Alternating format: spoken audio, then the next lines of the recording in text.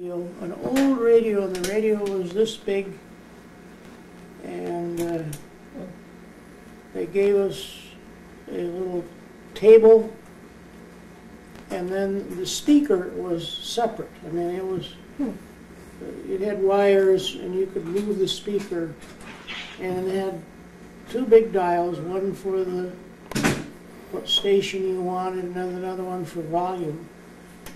And of course, we lived in town, so we had electricity, and oh, I used to listen to that radio, and I would listen after school to young people's soap operas. One was Jack Armstrong, the All-American Boy, and one was Little Orphan Annie. And the third one I liked to listen to, each 15 minutes long, was Jimmy Allen.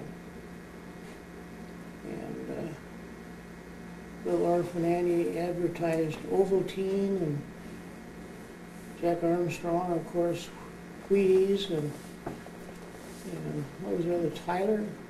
Let's see. Taylor. Anyway, he advertised Skelly gasoline. Skelly gasoline? Mm-hmm. And but it was so funny because if I had to go to the bathroom or something, there was enough room on that speaker so I could turn the volume up and take the speaker and set it in the stairway, and I could go upstairs and go to the bathroom or whatever, and I could still hear the music or something.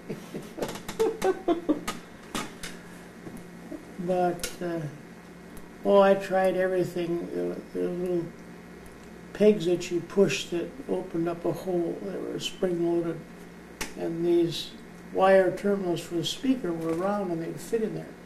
You let go of the little peg and it would just hold it in there by friction. Well, I thought, well, what would happen if I reversed those?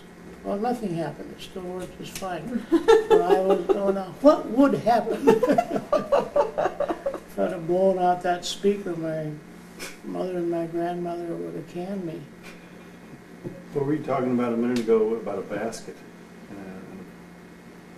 Well, I was telling Mary I made myself a basketball court down in the basement, which was about from here over to the door going into the washroom, and I made a little backboard out of some scrap wood, and then I got the idea of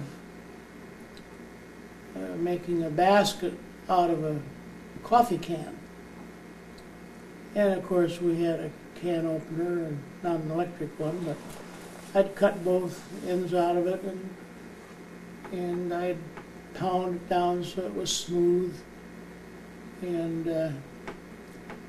then the basketball was a softball, and there was about an inch clearance on each side, so you really had to be accurate to make baskets. But I spent hours down there shooting those baskets. Standing or sitting?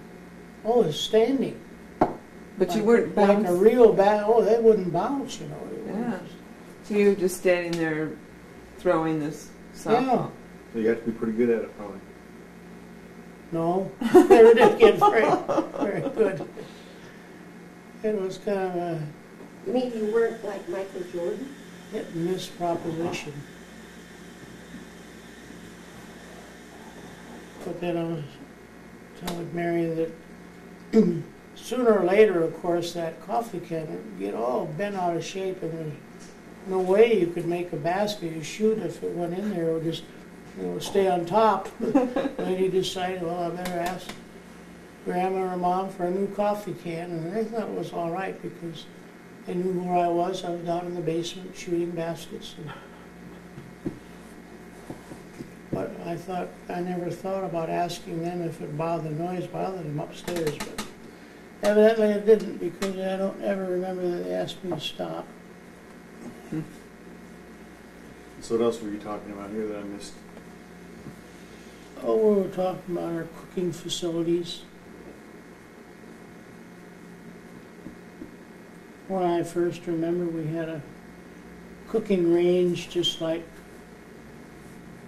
Grandpa and Grandma Martinson had out on the farm, and then, but we were town people, so we had access to gas, and we had a gas plate. You know, it was just only about that tall, had legs on it, and then it had just like a Bunsen burner. You could adjust the air so it would burn nice and blue, which we always, of course, checked about, I suppose, once a year. But the pipe bringing the gas up just came up out of the floor and had a little petcock on it. Turn it off and on, and then this hookup between the gas pipe and the gas plate was just a rubber tubing. And I always had to turn the gas cock off before he went to bed. And I told Mary one day I wanted to experiment, so I told, I suppose Mom was home alone, and This is what he's trying to tell us. well, go ahead. Mom, don't forget the NBA game's on. I told Mary that I thought, I wonder what it'd be like if you just take that tubing off and just put a match down by the gas cock, and so it shot out about that far. And you did that more than once? Oh yeah, I must have done it a dozen times. With the petcock all the way open? Oh, then I, vary it to see how far can I get it to go out. Can I get it to burn just a little? Oh yes, I could get just. You a mean little. it would stay burning? You would. It would. No, but I mean Oh, I would okay. vary the flow of gas, so I could get it way down to just a 1/4 of an inch flame, and then I'd turn up a little bit. But I found out if you turn it up too fast, it would blow itself out.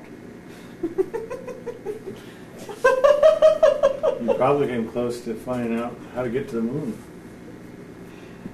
Oh, it came close to getting caught, because I'm sure a lot of times, well, I remember my mother and my grandmother saying, "Oh, I smell gas." And we first of all, we would check the burners, and we would check the petcock on the supply line, and I think all the time, so you,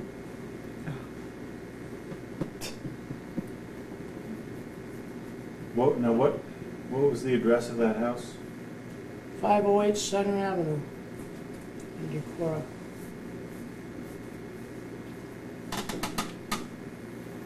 I remember when in Cedar Rapids, Mom was vacuuming once, and I had gotten a hold of some matches, and she had the couch out and everything. I thought, well, this would be a good time to go ahead and experiment with these. So she's got the vacuum back there by the couch.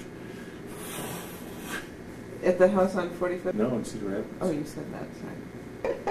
Things we do when we're young. Aren't you glad he didn't have a gas pipe around? I'm glad I didn't have a defibrillator.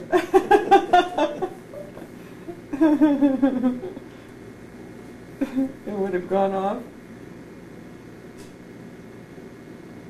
Yeah. This is a pun, but it would have fired up. R. Oh, keep taking my drinking glass.